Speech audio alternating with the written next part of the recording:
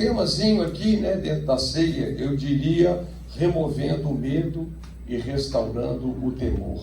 Porque Deus não é um Deus que quer que nós possamos nos relacionar com Ele baseado em medo, mas nós precisamos de temer a Deus. Quantos entendem isso? E eu penso que o temor a Deus, ele vem da nossa admiração por Ele. Sabe, quando você se sente tão abençoado, tão amado, tão favorecido por alguém, e você passa então a admirar aquela pessoa. E isso te coloca numa posição de dar uma resposta de fidelidade. Eu gosto quando Efésios capítulo 5, a Bíblia diz, sede, portanto, imitadores de Deus como filhos amados. Quando você se sente amado, você deseja imitar aquela pessoa.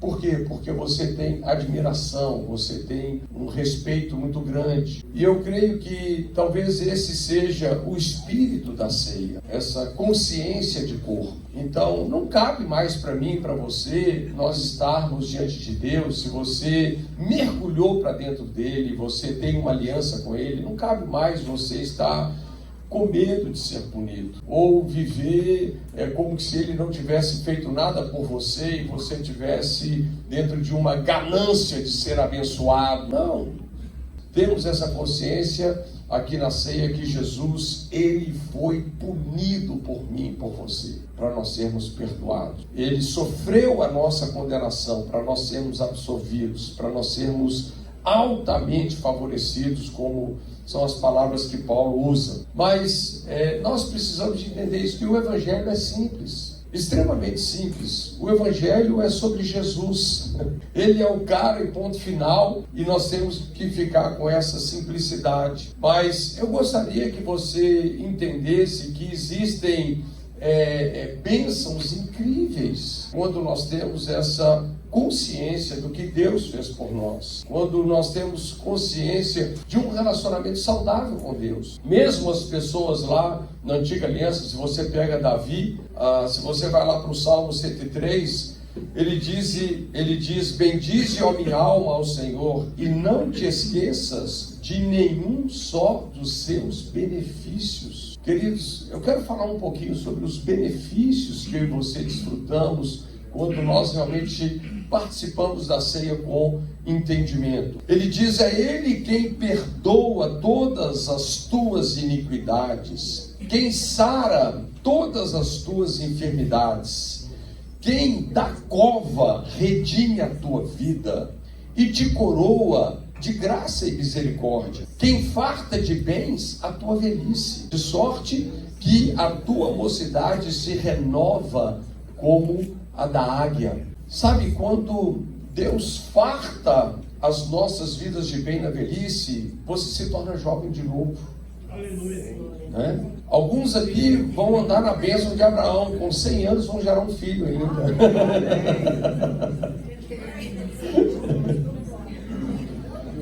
Mas é interessante como que Davi tinha uma perspectiva dos benefícios de Deus, de desfrutar da sua justiça, e de uma justiça que naturalmente provém da fé, né? Davi lá no Salmo 32, ele diz também, bem-aventurado é o homem que não se condena a si mesmo. Ele fala claramente sobre a justiça da fé. Quando nós olhamos para a nova aliança, então, nós vamos ver como que nós somos tremendamente favorecidos, né? 3 João capítulo 1, ele diz aqui para o Gaio, né, acima de tudo faço votos por tua prosperidade e por tua saúde, assim como é próspera a tua alma. Então, queridos, existem benefícios incríveis quando nós participamos da nova aliança com discernimento, quando nós entendemos realmente o que é o Evangelho, o que Jesus fez por nós, como ele foi punido para nós sermos perdoados,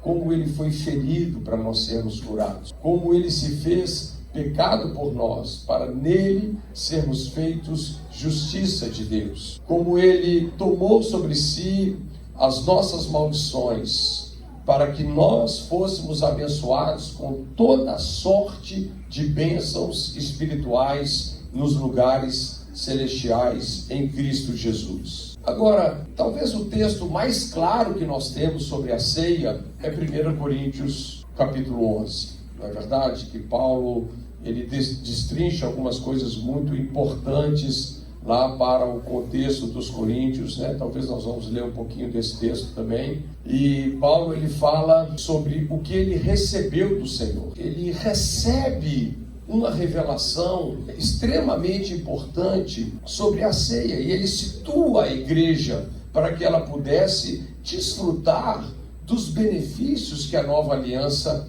trazem. E você vai ver que ali ele faz algumas advertências extremamente importantes. Por quê? Porque eles poderiam estar participando, vamos dizer, formalmente da ceia, como se não estivessem. Aliás, ele chega a dizer, não é a ceia do Senhor que vocês estão, na verdade, celebrando ou desfrutando, por causa de algumas coisinhas, né, que nós vamos ver aqui. Mas o melhor parâmetro até para nós entendermos essas advertências de Paulo, como ele colocou as coisas, está lá em Êxodo capítulo 12, na famosa Páscoa do Egito, quando Israel sai do Egito. E tem uma frase que conta de uma forma muito abreviada a saída de Israel lá do Egito, que está em Salmo 105, verso 37. A Bíblia diz, então fez sair o seu povo. Quem fez? O Senhor. Então fez sair o seu povo com prata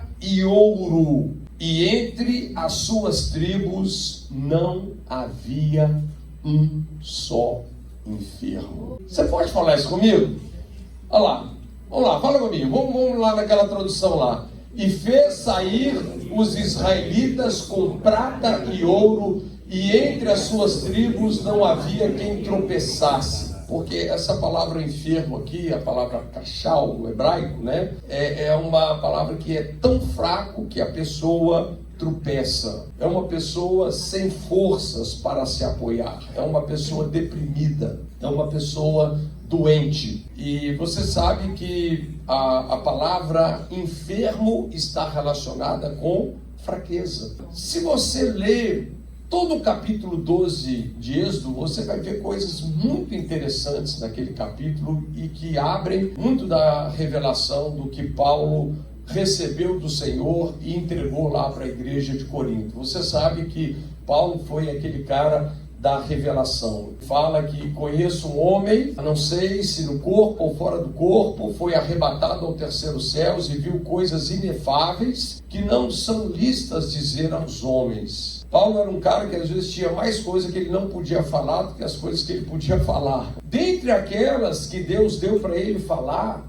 ele falou sobre a ceia, coisas que Deus revelou, a importância da ceia. É interessante que uma das coisas que Êxodo capítulo 12 fala que a Páscoa seria como que um memorial eterno, expressa com tanta clareza a nova aliança, e de uma forma muito resumida, eles foram escravos na terra do Egito 430 anos, e chegou o grande dia, o dia de deixarem de ser escravos, o dia deles saírem, partirem ali da terra do Egito. E cada família, é interessante que no texto de Êxodo capítulo 12 existe uma ênfase muito grande sobre a casa, sabe, sobre a importância da família, sobre a importância da comunidade, sabe, isso é uma coisa que relaciona muito o que Paulo estava chamando a atenção em 1 Coríntios 11. E cada casa deveria o quê? Tomar um cordeiro. Na verdade, poderia ser um cordeiro ou poderia ser um cabrito. E ele deveria ser um cordeiro ou um cabrito de 1 ano. Ele deveria ser tomado no dia 10 do mês de Nissan, vamos colocar aí o mês de abril. E aquele cordeiro deveria ficar até o dia 14. No dia 14 ele seria imolado. Ele ficaria 4 dias com a família,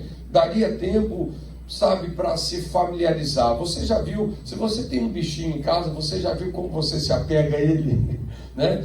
Quer dizer, 4 dias é que você fica assim, com tanto mimo com aquele bichinho e não dá tempo dele te encher muita paciência ainda sobre as dificuldades que ele cria dentro de casa.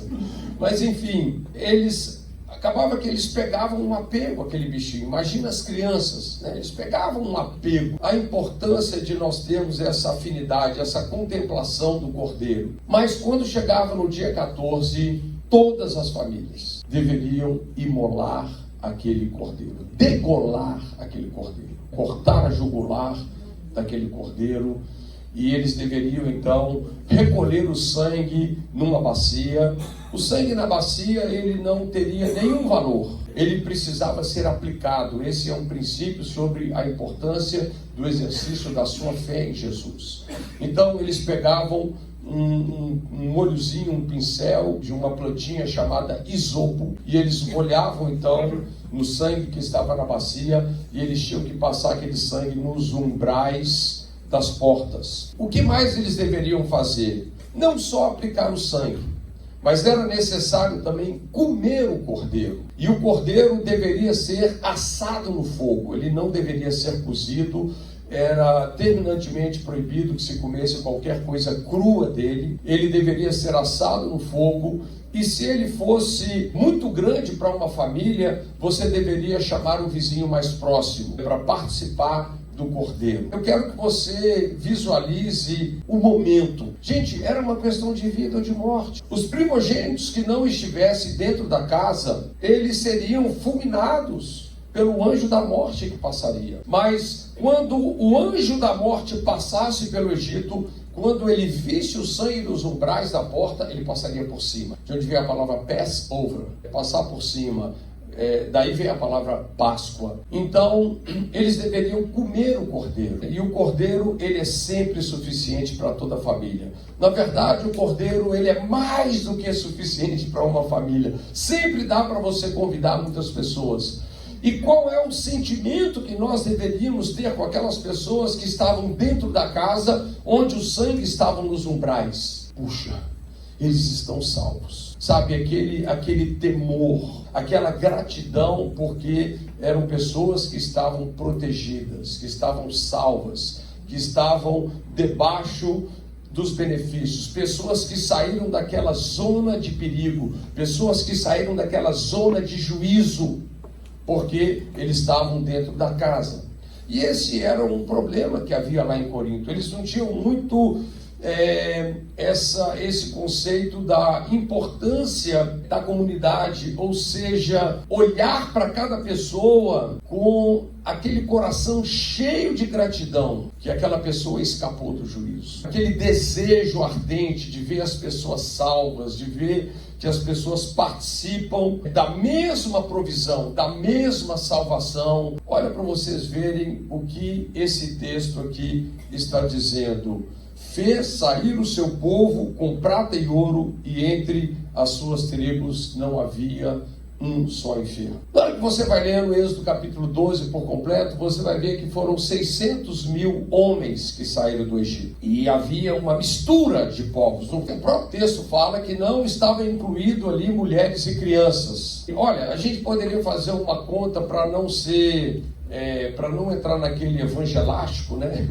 Uma conta bem real, eram pelo menos 3 milhões de pessoas, se nós fôssemos considerar mulheres e crianças. Você sabe que os judeus sempre tiveram muitos filhos, alguns mais de 10, era bastante gente. Agora eu quero que você pensa sobre uma multidão, gente, 3 milhões de pessoas, e eles se tornaram prósperos do dia para a noite, e não havia um só enfermo entre eles. 3 milhões de pessoas. Dá vontade de fazer a pergunta, por quê?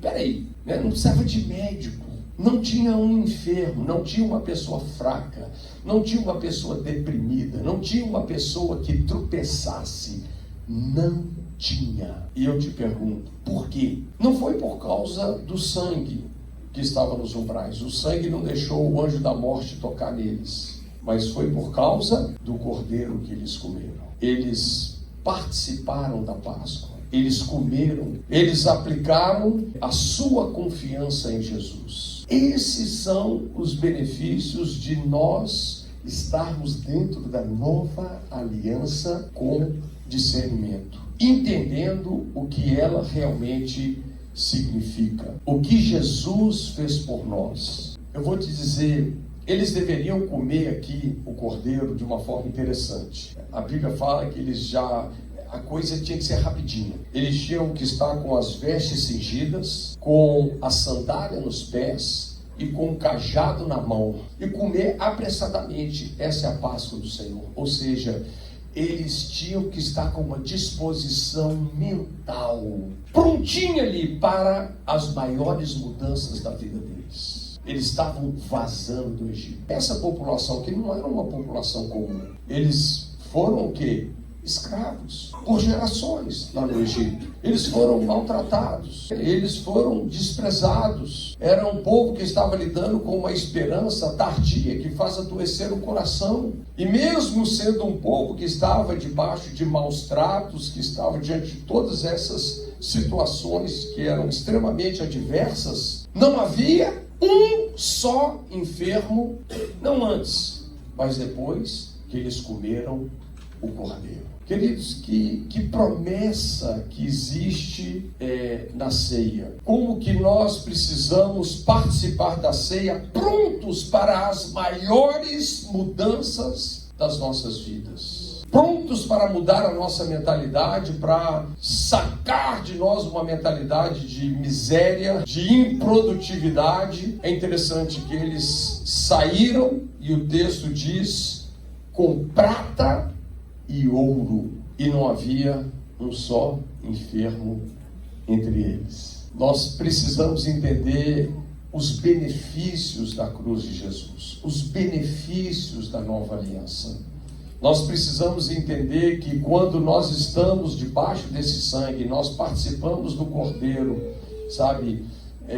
Os nossos pecados foram perdoados. Ele foi ferido para nós sermos curados. Ele foi feito pecado com o nosso pecado, para nós desfrutarmos da sua justiça, um tipo de justiça que nunca conheceu o pecado. Nós nos tornamos pessoas altamente favorecidas. Por isso que é interessante, a ceia, ela não é uma opção para a gente, sabia? Não é uma opção. A ceia é um mandamento. Existe a importância da gente exercitar a nossa fé em Jesus. E esse momento é um momento, porque é um princípio que funciona como um memorial. Nós precisamos fazer e celebrar a ceia em memória de quem? Em memória de Jesus. E nós vamos encontrar muitos detalhes. Quando Jesus pegou o pão e partiu, quando ele pegou o cálice, né, e disse: esse é o meu sangue, o sangue de uma nova aliança. E quando nós entendemos isso, queridos, existe algo poderoso. Agora eu te pergunto, nós sabemos que quando nós estamos falando sobre Êxodo capítulo 12, nós estamos falando daquilo que era sombra. Quando nós chegamos na nova aliança, nós estamos falando o quê? De realidade. A antiga aliança foi sombra das coisas que se tornariam realidade na pessoa de Jesus. Pensa aqui comigo, se em 3 milhões de pessoas que viviam na sombra, não havia uma pessoa fraca, enferma ou deprimida, ou pobre, você imagina na nova aliança, onde Cristo é realidade para mim e para você. Muito mais, queridos, nós deveríamos desfrutar disso, muito mais. Então, os benefícios da nova aliança, eles são incríveis. E biblicamente, assim, vamos colocar assim, né? Qual é o ato profético que existe na nova aliança? É a ceia, sabe? É nós comermos o pão e tomarmos o cálice em memória de Jesus. Sabe o que era interessante? Lá em Êxodo 12 fala que eles não deveriam fazer nenhuma obra servil. Era um dia que a única coisa que eles podiam fazer era comer o cordeiro. Por que isso, queridos? Porque Deus não queria dar a menor chance que o que estava acontecendo, o que iria se passar com eles, definitivamente não teria nada a ver com aquilo que eles poderiam fazer, mas tinha a ver com tudo que Jesus fez por eles. E isso nos sintoniza, né, aqui na ceia de uma forma muito importante, porque nós sabemos que nós somos salvos pela graça, mediante a fé. Isso não vem de vós, é um dom de Deus. Então essa fé, que é a nossa parte, a nossa responsabilidade, ela flui da graça, quando nós olhamos o que Ele fez por nós. E isso faz toda a diferença, porque a questão aqui não é o que nós podemos fazer para Deus, mas o que amorosa e generosamente Ele fez por mim e por você. É isso que realmente faz toda a diferença. Agora, eu te pergunto, o povo de Israel tinha muitas limitações, eles tinham fraquezas, eles tinham pecados que eles estavam lidando? Claro, senão eles não precisariam de um cordeiro. Veja, as coisas aqui não é porque as pessoas eram certinhas que eles experimentaram isso, mas foi por uma questão de colocar a fé em Jesus. E esse princípio é extremamente importante.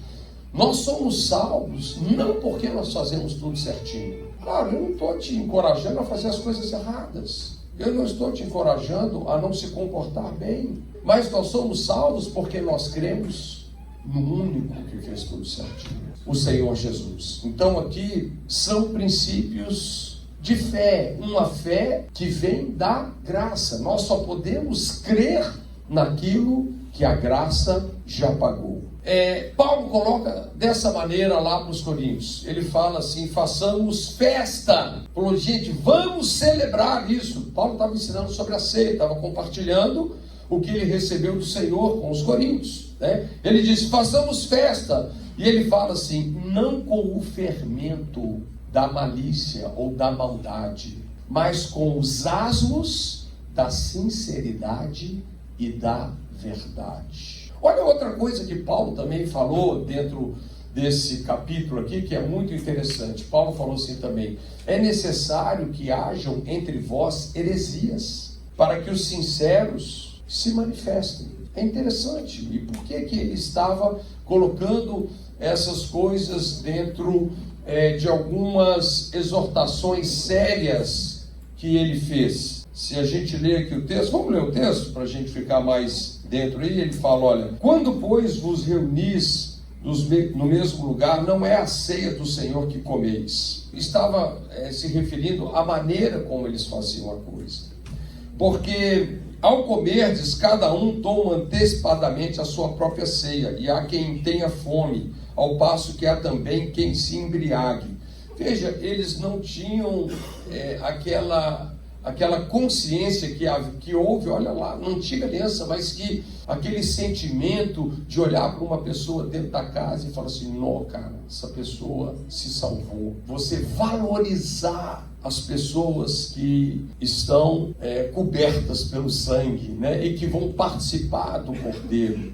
Cada pessoa, olha, essa foi a única praga que não foi seletiva. Se tivesse um primogênito hebreu que estivesse do lado de fora, ele iria ser tão fulminado como os egípcios foram, porque foi um horror aquele dia, foi um horror. A Bíblia diz que houve pranto em todas as famílias do Egito. Você imagina, você pega uma grande cidade e todas as famílias perderam o filho mais velho. Uma coisa assim, extremamente chocante, sabe? Então havia um clima de muito temor, sabe? Havia para os hebreus havia um coração deles valorizarem com todas as forças dele as pessoas que estavam participando. Mas o que estava acontecendo aqui em Corinto? Ninguém se importava com ninguém. Cada um olhava para o seu próprio umbigo. O que eles estavam fazendo era como se olha, não tem, isso aí não bate com o que é a Páscoa. Isso não está alinhado com o que é a ceia.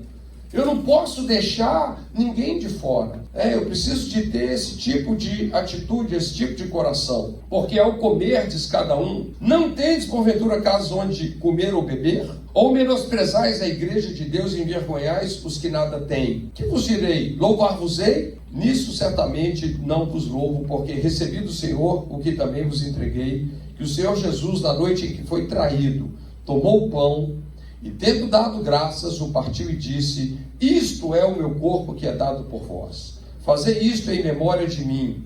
Por semelhante modo, depois de haver ceado, tomou também o cálice, dizendo: este cálice é a nova aliança no meu sangue. Fazei isso todas as vezes que o beberdes em memória de mim, porque todas as vezes que comerdes esse pão e beberdes o cálice, anunciais a morte do Senhor até que ele venha. Era necessário fazer isso em memória de Jesus. O que é que nós precisamos nos lembrar aqui, queridos? Sabe, a Páscoa, ela nos libertou de todo jugo de escravidão. Quando você olha para o que a Páscoa significa, sabe, esses julgos, eles foram quebrados na nossa vida. Seja um vício, seja miséria, seja enfermidade, né? Nós não estamos mais dentro dessa zona de condenação.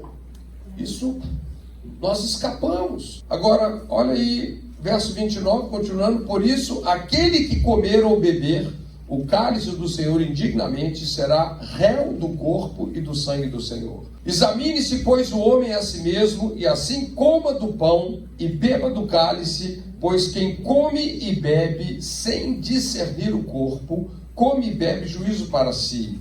Eis a razão porque há entre vós muitos fracos e doentes, e não poucos que dormem. A ceia é um princípio, queridos, para nós afirmarmos o nosso perdão, a nossa cura, a nossa prosperidade, a nossa libertação. E de repente haviam pessoas que estavam, vamos dizer, desfrutando da coisa ao reverso. Isso é uma coisa que vale a pena a gente atentar, né?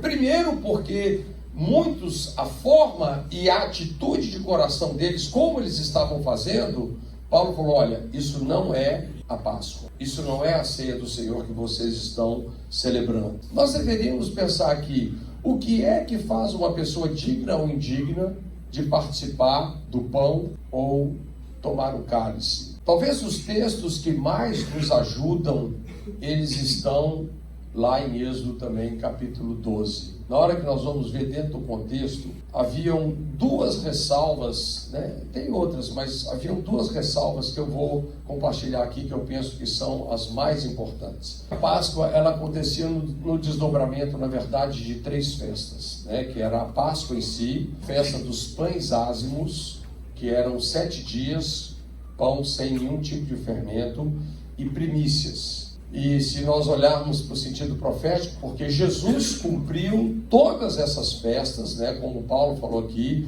Cristo, a nossa Páscoa, foi imolado por nós. Portanto, façamos festa, não com o fermento da malícia e da maldade, mas com os asmos da sinceridade e da verdade. Jesus é a nossa Páscoa. Pães asmos era o quê? Era a importância de comer o pão sem nenhum tipo de fermento. Se você vai para Êxodo 12, você vai ver que tinha que tirar o fermento da casa. Não era só uma coisa pessoal, da casa. Era tratado tanto individualmente como coletivamente. E era isso que os coríntios aqui não entenderam. A ficha para alguns não tinha caído. E essa questão aqui dos pães ázimos, né, só fechando aqui as 3 festas e primícias, aponta exatamente para o dia que Jesus ressuscitou. Ele foi o primeiro a ressuscitar dentre aqueles que dormem. E pães ázimos, a Páscoa então acontecia dentro dessa realidade de pães ázimos, que era pão sem fermento. Agora, ao contrário do que muita gente pensa, nós sempre associamos assim o fermento ao quê? Ao pecado. A questão aqui, se nós olharmos para os textos bíblicos, por exemplo, vamos pegar aqui algumas coisas que Jesus falou. Quando Jesus estava advertindo os discípulos com respeito aos religiosos, aos fariseus, ele fez a seguinte advertência: olha, cuidado com o fermento dos fariseus, que é a hipocrisia. Não é que o fermento não fale de pecado, mas fala sobre uma coisa muito específica. Não é uma questão de pecado no sentido com fraquezas, dificuldades. Se nós fôssemos para um lado aqui, que todo mundo aqui é perfeito, lascou, né? Aliás, não ia ter nem necessidade de um cordeiro, né? Por que é preciso um cordeiro? Porque nós precisamos de perdão, nós precisamos de remissão. qual era a advertência mais séria de Êxodo capítulo 12? Não podia ter fermento na casa. E do que é que o fermento fala na Bíblia? Fala da hipocrisia, fala da religiosidade. Sabe que essa palavra hipócrita, ela deu origem à palavra ator. É uma pessoa que dissimula, é uma pessoa que quer fingir o que ele não é. A Bíblia está falando sobre um extremo de falta de transparência, falta de sinceridade. Deixa eu te explicar. Por exemplo, você sabe que tem uma diferença entre o pecador e o ímpio? O pecador é aquele cara fraco, mas ele é aquele cara transparente, ele é aquele cara que sabe o que ele é, não esconde o que ele é. Se questionar ele, fala, eu sou isso mesmo. Mas o ímpio não. O ímpio é um cara que dissimula. O ímpio é um cara que esconde. O ímpio é um cara que quer projetar uma imagem que não é a real dele. A questão aqui, me entendam, tá? Vocês precisam... a questão aqui não era uma questão de comportamento, que o cara fazia tudo certinho. Não era isso que Deus estava cobrando. Deus estava cobrando uma questão de coração, de sinceridade, de verdade. Tem um versículo que eu amo, né? Hebreus capítulo 10, verso 22.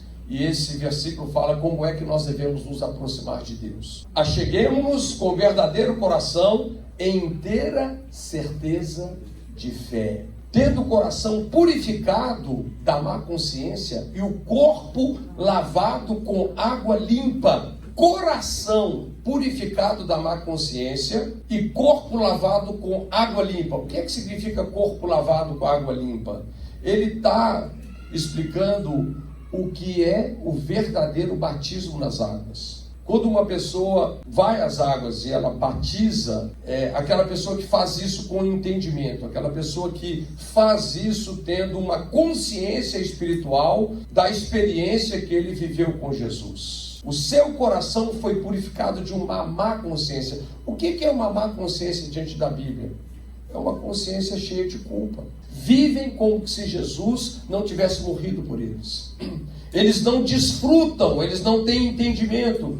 Porque, queridos, qual é o princípio para você desfrutar? Fé. Como que a fé funciona? A fé vem pelo ouvir, e o ouvir pela palavra de Cristo. Olha a parábola do semeador. O semeador, ele semeia sementes. Teve uma que caiu à beira do caminho, ou seja, num solo pisado. O que aconteceu? As aves dos céus foram lá e comeram ela. Quando Jesus foi explicar isso, o que ele disse? É o seguinte: quando você ouve a palavra e você não entende, o diabo toma de você. O que é que faz toda a diferença nas nossas vidas? É quando nós entendemos a palavra. Mas, voltando para o nosso ponto, qual é o aspecto mais importante para nós entendermos a ceia como comunidade? Não pode ter fermento na casa. A questão são pessoas que dissimulam, pessoas que são maliciosas dentro da igreja e que querem projetar uma imagem daquilo que eles não são. E isso pode acontecer com pessoas, né, de alto calibre. Por exemplo, vocês lembram a história de Davi? Davi era um homem que tinha uma visão clara da justiça da fé. Mas teve um dia lá, o dia dos reis saírem para a guerra, ele ficou em casa, ocioso, né? Aí de repente ele viu uma mulher vizinha lá tomando banho, foi despertado, a mulher não era dele, era de um dos oficiais dele. Ele resolve mandar chamar a mulher, ele se envolve sexualmente com aquela mulher concebe. Aí o que ele fez? Ele quis esconder a besteira que ele fez. Aí ele vai e chama o cara, né? Tipo assim, vou chamar esse cara porque ele vai vir, naturalmente ele vai se deitar com a mulher dele, ele vai achar que o filho é dele, mas no fundo não é bem isso não. Só que aquele cara era tão leal a Davi, que Davi falou, olha, vai para sua casa. Ele não foi, porque ele falou o seguinte, olha, o meu batalhão está em guerra, eu não posso ir para minha casa. Esse era Urias, né? Urias fez Davi se lembrar de quem ele era, porque ele estava numa descida moral. E aí sabe o que Davi fez? Davi, vamos tomar um vinho juntos. Encheu a cara do cara. Quem sabe ele iria abaixar a guarda. Não foi também. Dormiu lá na calçada. Aí sabe o que Davi fez? Porque ele queria esconder o seu pecado. Davi colocou na mão dele uma carta para ele entregar para Joabe, que era o cara que mandava lá na guerra. Põe esse cara aqui na linha de frente e deixa ele sozinho para ele morrer.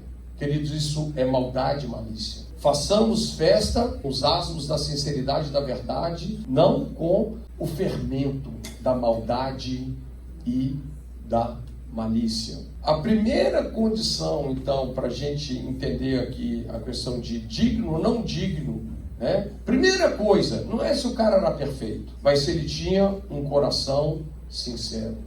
Esse é o ponto mais importante.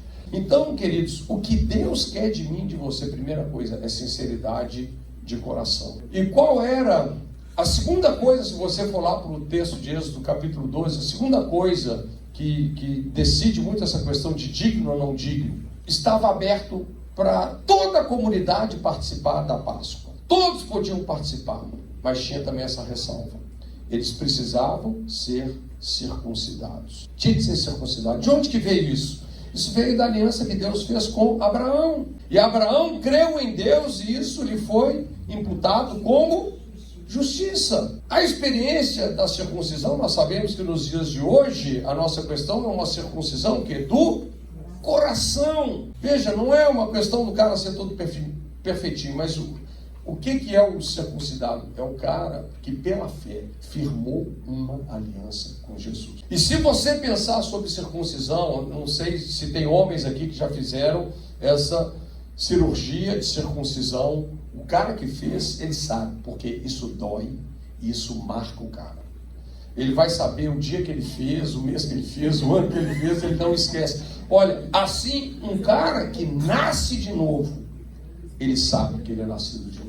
Uma pessoa que tem uma experiência com Jesus, ele sabe que ele teve, por quê? Porque o Espírito Santo dá testemunho dentro dele que ele é filho. Sabe, aqui, a nossa parada aqui, quando nós vamos tomar a ceia, ninguém tem o direito de falar aqui quem vai tomar ou quem não vai. Ninguém. Eu não posso olhar para você e achar que você pode ou não pode. Porque às vezes a gente comete erros terríveis. Você já viu que às vezes na igreja, muitas vezes assim, as pessoas fazem exatamente o contrário. O cara que é honesto e sincero, e ele abre o coração dele, ele se torna vulnerável, e ele publica os pecados dele, às vezes vem lá um cabeçudo lá e pune o cara. E aquele que está com o pecado escondido é aplaudido. Dirige louvor, toca na banda, prega. Querido, está tudo ao contrário. Igreja precisa ser um lugar onde nós somos vulneráveis, onde nós temos abertura para compartilhar fraquezas. Quando a gente olha a reunião que o Espírito Santo foi copiosamente derramado, você pode saber, eles não estavam lá contando vantagem um para o outro. Por quê? Porque todos eles tinham... vou ferir o pastor e as ovelhas se dispersaram. Todo mundo fugiu quando Jesus foi preso. Todo mundo correu, todo mundo fugiu. Um negou, outro traiu. Complicação para todo lado. Então, quando eles estavam reunidos em Atos capítulo 2, antes do Espírito Santo vir, o que vocês acham que eles estavam conversando? Eles estavam contando vantagem um para o outro? Eu neguei, eu traí. E se Judas tivesse se arrependido, ele não precisava de ter tido o destino que ele teve. Igualmente, ele teria perdão para os seus pecados. Então, queridos, aqui o contexto, nós precisamos, eu vou colocar assim, 3 coisas que são importantes. Vamos ter uma consciência de corpo, vamos ter uma visão de comunidade, vamos valorizar cada pessoa que está debaixo do sangue na comunidade. Sabe, o valor que tem uma pessoa que congrega, que está redimida. Olhe isso com a maior valorização possível. A maior valorização possível. Segunda coisa, entenda. Participe desse momento. Vamos tirar o fermento da casa. Sinceridade. Um coração sincero. Como eu disse, Paulo mencionou, às vezes é necessário que hajam heresias entre vós para que os sinceros se manifestem. Nós não estamos falando de pessoas que são perfeitas, que não podem Todos nós temos que lidar com um monte de coisas, com um monte de bagagens que vieram na nossa mentalidade e que às vezes querem impor consequências complicadas. E terceiro, é importante, não vai fazer sentido uma pessoa que não está dentro da aliança, ele só vai comer o pão e beber o cálice.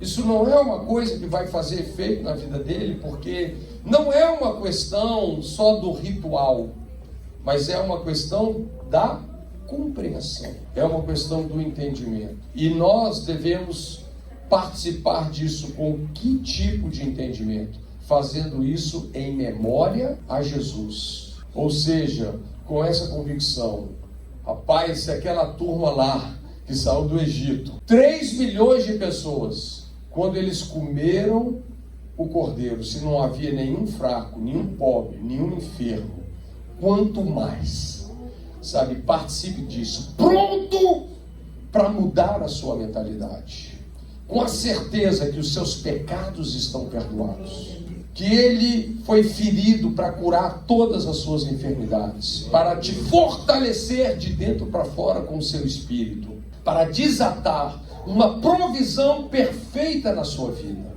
Vocês entendem que esse porque sempre participar da ceia é um exercício de fé que estabelece a mentalidade de um lugar que Deus está nos levando, uma terra prometida que mana leite e mel, um lugar aonde nós vamos morar em casas que nós não construímos, desfrutar de pomares que nós não plantamos, nós vamos ver a bênção do Senhor não por causa da força ou do vigor do seu braço, mas por causa da sua abundante graça e fidelidade. Queridos, isso é algo muito poderoso.